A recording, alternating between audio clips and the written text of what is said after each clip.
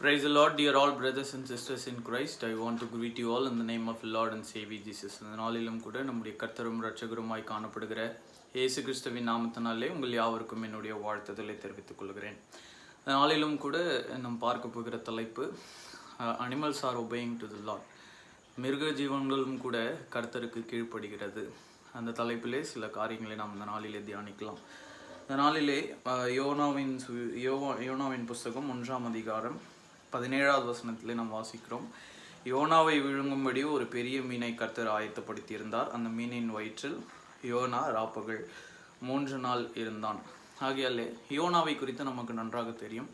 எந்த தேசத்திற்கு போக சொன்னாரோ தேவன் அந்த தேசத்திற்கு போகாதபடிக்கு வேறே தேசத்திற்கு அவர் புறப்பட்டு போனதை நாம் நன்றாக அறிவோம். அதற்கு பின்விளைவாக என்ன நடந்தது என்றும் நமக்கு நன்றாக தெரியும். ஒரு பெரிய மீனை ஆயத்தப்படுத்துகிறார் தேவன். அந்த மீனின் வயிற்றிலே 3 நாள் அந்த யோனா காணப்படுகிறார் என்றும் நாம் பார்க்கிறோம்.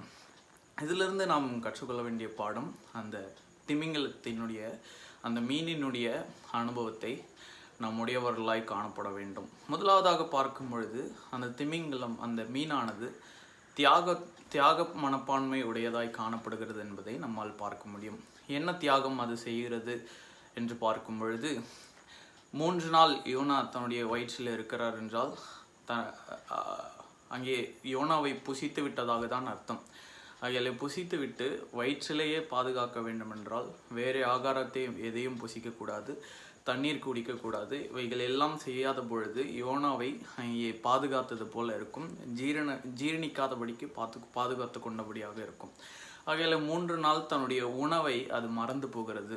3 நாள் தன்னுடைய தண்ணீரை அது மறந்து போகிறது. எதற்காக? தேவன் சொன்னபடியாக 3 நாள் யோனாவை வயிற்றுக்குள்ளாக பாதுகாப்பாக வைத்துக் கொள்ளும்படியாக.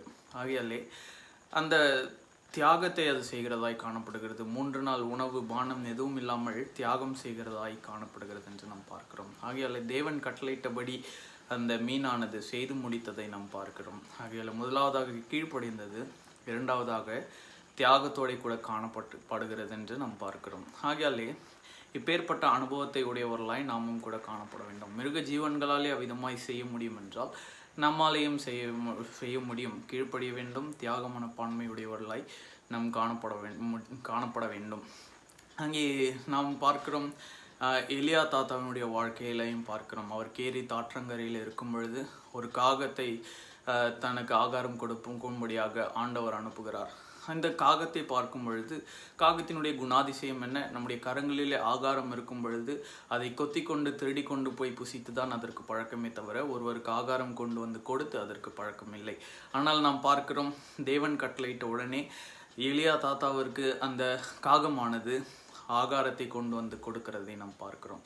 ஆகையால் இவைகளை பார்க்கும் பொழுது அந்த காகமானது தன்னுடைய குணாதிசயத்தை மாற்றிக்கொள்கிறதை நாம் பார்க்கிறோம். ஆகையாலே தன் திருடுகிற குணாதிசயத்திலிருந்து கொடுக்கிற அந்த குணாதிசயத்திற்கு மாறுகிறதை நம்மால் பார்க்க முடியும். ஆகையால் கர்த்தருடைய வார்த்தைக்கு அப்பேற்பட்ட வல்லமை உண்டு. கர்த்தருடைய வார்த்தைக்கு அப்பேற்பட்ட வல்லமையினாலே கிரியைகள் எல்லாமும் கூட அவருக்கு கீழ்ப்படுகிறது. ஆகையாலே அவர் கரங்களினாலே சிருஷ்டிக்கப்பட்ட நாம் கீழ்ப்படுகிறோமா? தியாகம் உள்ளவர்களாய் காணப்படுகிறோமா? குணாதிசயத்தை மாற்றிக்கொள்கிறவர்களாய் நாம் காணப்படுகிறோமா என்பதை நாம் ஆராய்ந்து பார்த்து சரி செய்து கொண்டு கர்த்தருக்கு நம்மை ஒப்புவிக்க கர்த்தர் நமக்கு கிருபை செய்வாராக. நாளை தினத்தில் இன்னொரு வீடியோவில் சந்திக்கலாம். Until then, bye from Nathanael. Thank you.